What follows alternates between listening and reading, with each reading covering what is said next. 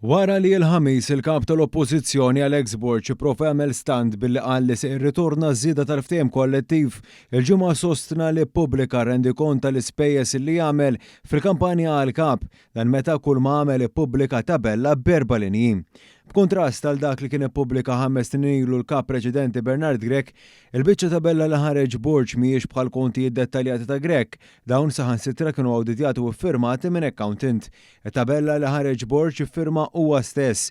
Barra minn hekk, waqt li Bernard Grech kien iddikjara minn fejn iffinanzja l-kampanja bl-ammont ta' donazzjonijiet ikunu verifikati minn accountant rispettat, Borg ma nkluda l-ebda ammont ta' donazzjoni. F'post fuq Facebook Alex Borg ftaħar li uża ma' deadline li kien ta' wara li kien elett. Realtà hija li fil-11 ta' Settembru kien sostna mal-ġurnalist ta' Newsbook Matthew Xwiereb li kien se jippubblika l-finanzi tal-kampanja tiegħu fi żmien 4 ġimgħat. Titkellem fuq it-trasparenza. Kemm għammet il-kampanja tiegħek għal-kap ta' partit? U ħadd ippubblika rendikont dettaljat? Iva, ħanadu rendikont biex ngħid verità offhand ma nafx eżattament kemm ġiet tiswa, però nassigurak li fil-ġurnat li ġejjin ser nkun qed nippubblikaw kollox ma tafx mhux mill-bank account tiegħek ħarġu daw.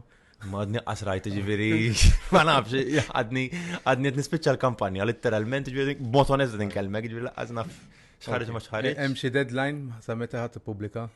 Xahar ieħor? Sa xahar?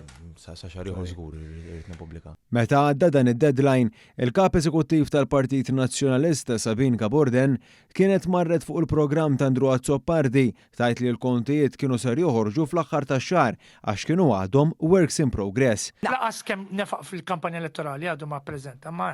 Mela, that's a work in progress. Alex Borg dam 55 ġurnata biex ħareġ tabella b'4 linji. Bernard Grech kien ippubblika account serji wara biss 7 ijiem minn meta kien elett.